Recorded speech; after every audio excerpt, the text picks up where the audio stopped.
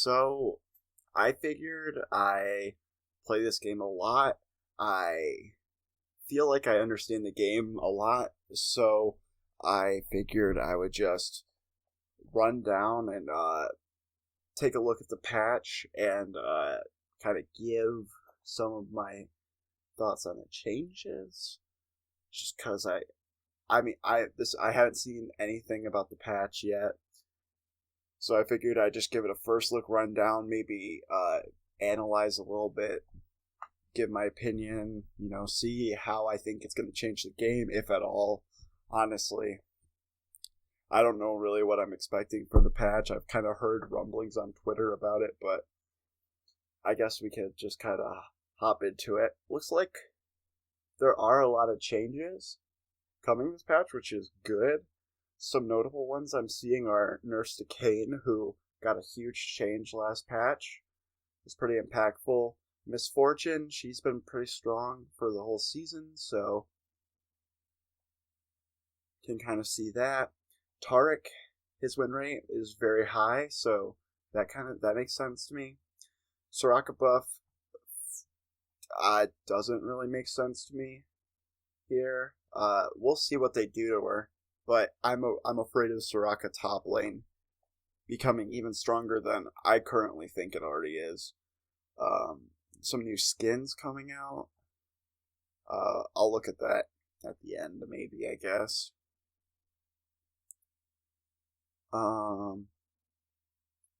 Player behavior changes. I'm not gonna look too much into that, I guess, in this video, but they put out a whole article. Maybe I'll read that and talk about it in a different video, but alright, first off we have Annie here. E damage reduction increased. Tibbers burning aura buffed.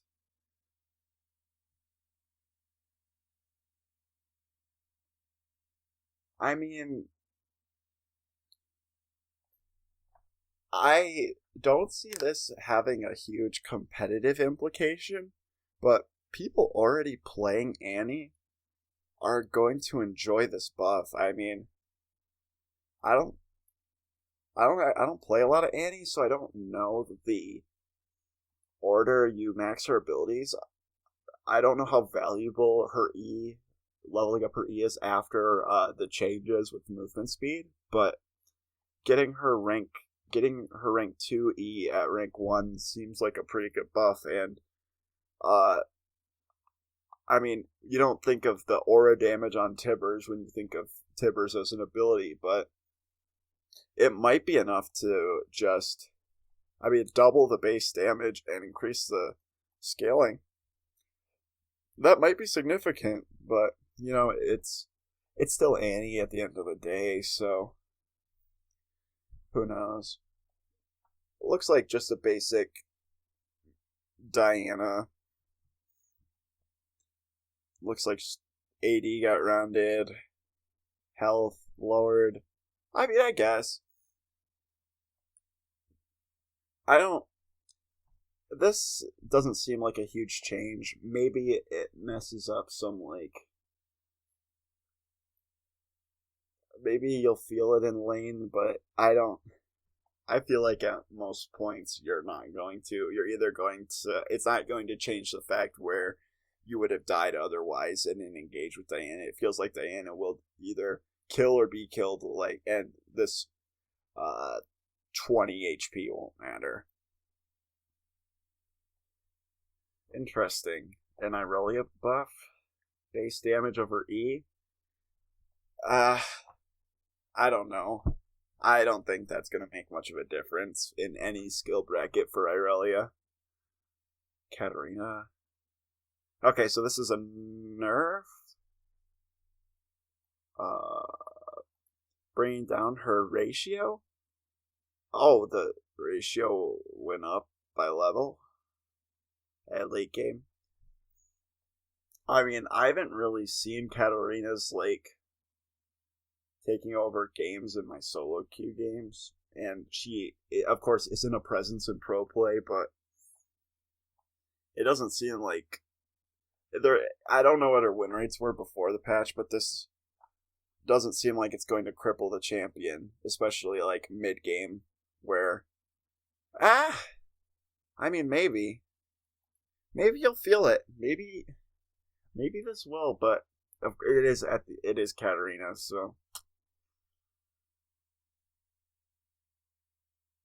Kane. Yeah, so they nerfed Rost, which I can kind of see. I think that he was definitely for sure like a little too strong. It seemed like they gave him a little bit too much the last patch with the extra slow and the I think he got some damage.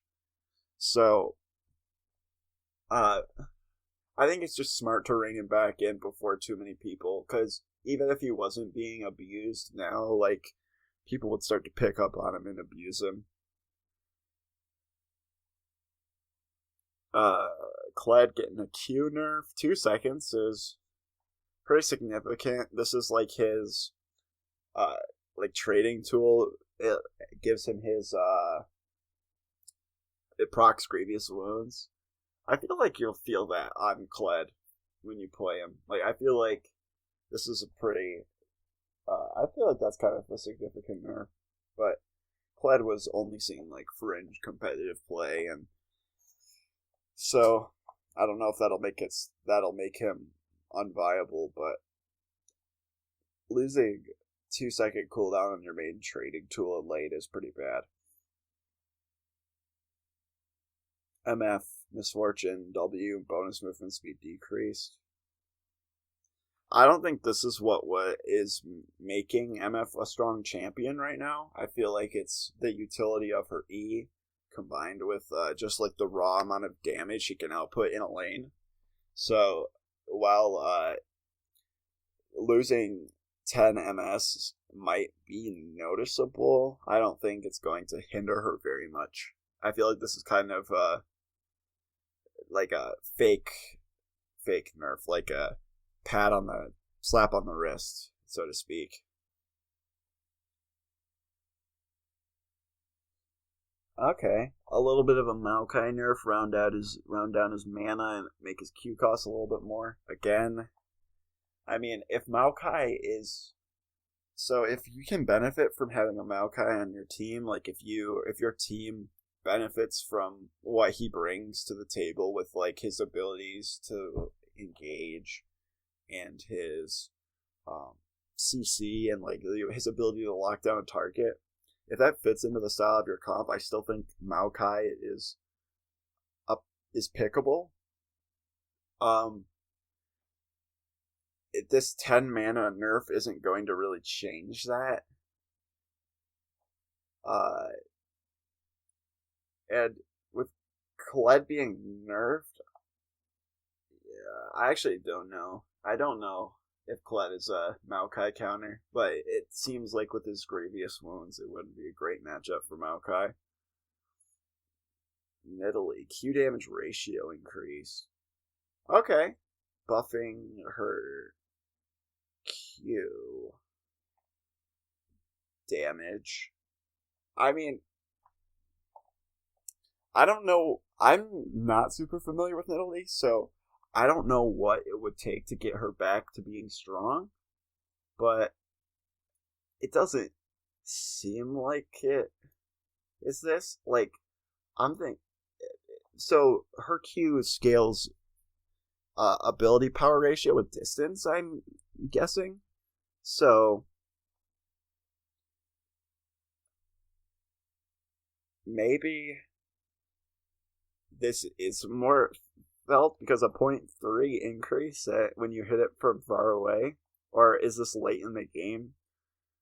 Seems pretty seems actually like pretty good. And if you've got like more like 100, like it's gonna add a significant amount of damage, but I don't know if damage is what was gating Nidalee from being a strong champion or if it was other factors.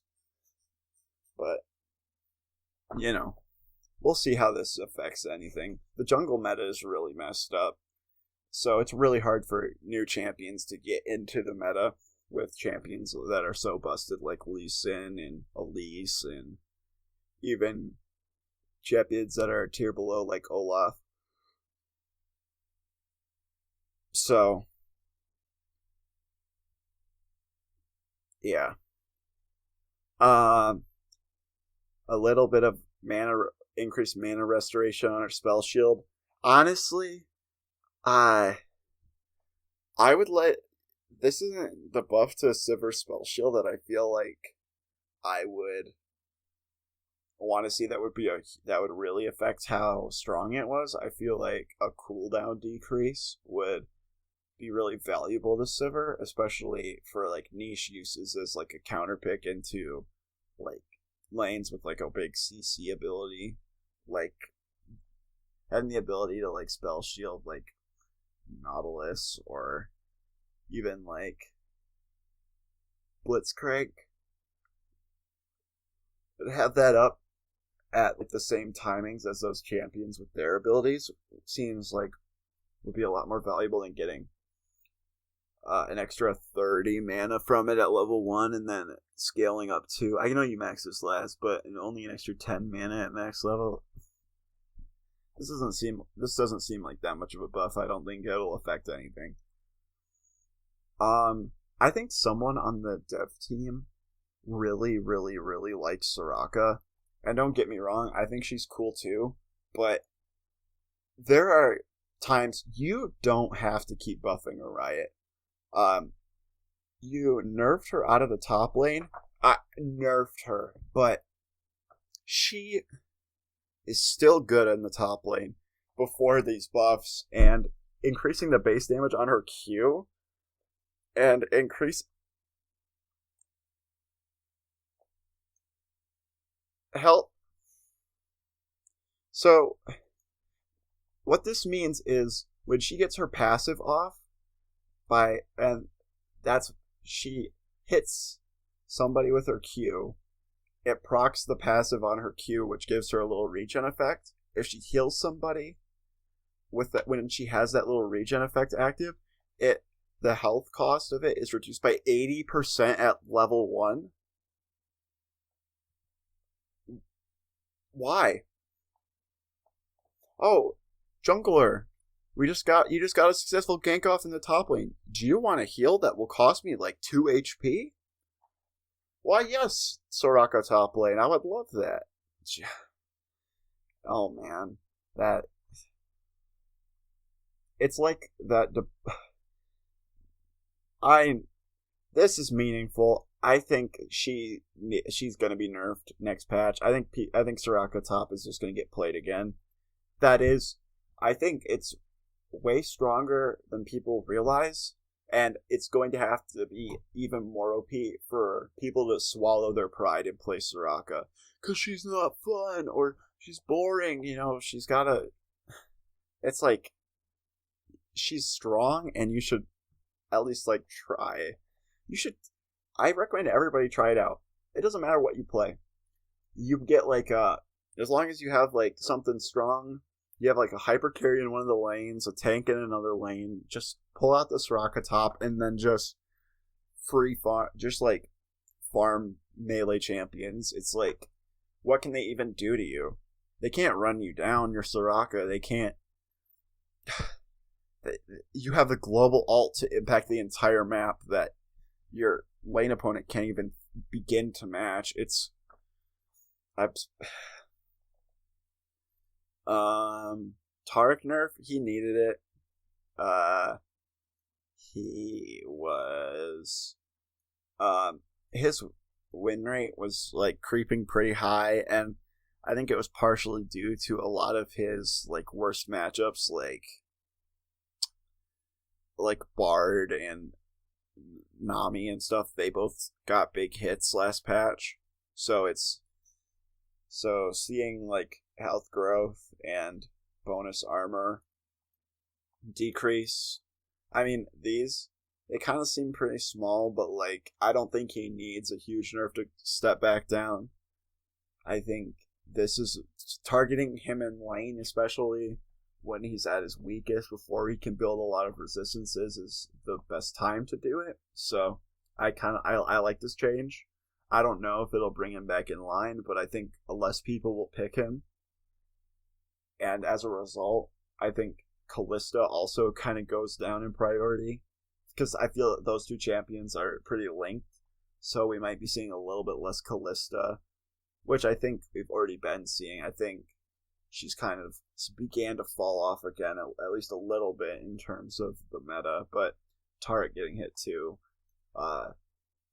just like psychologically, I think will reduce the play rates of both of those champions. TF's lost. We're trimming some of the costs. It was I'm moving it back in line with peers. Oh, little base AD, little armor rounding out the stats a little bit. On hit TF, remember that Triforce, kind of fun.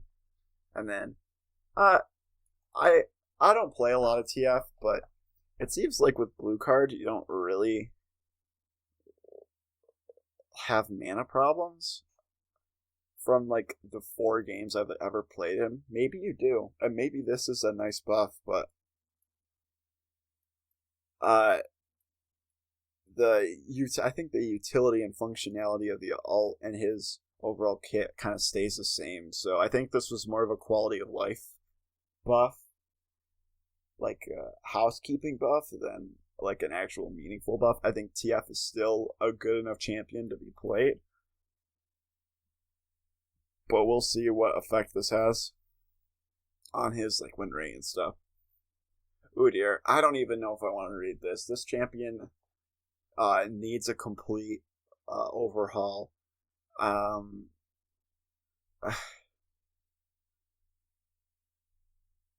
Base movement speed is actually a pretty good start. I feel like that's like his biggest thing, but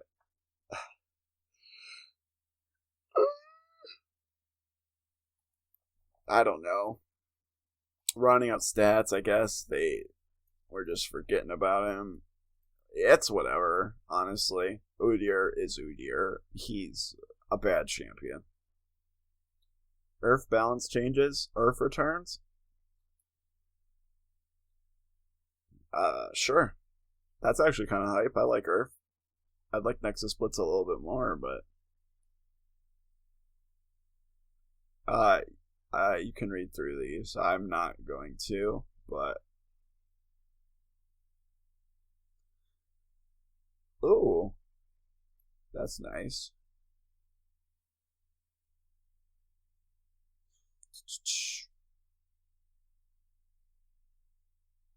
Soraka is no longer able to permanently silence an enemy champion with E after they die and respawn.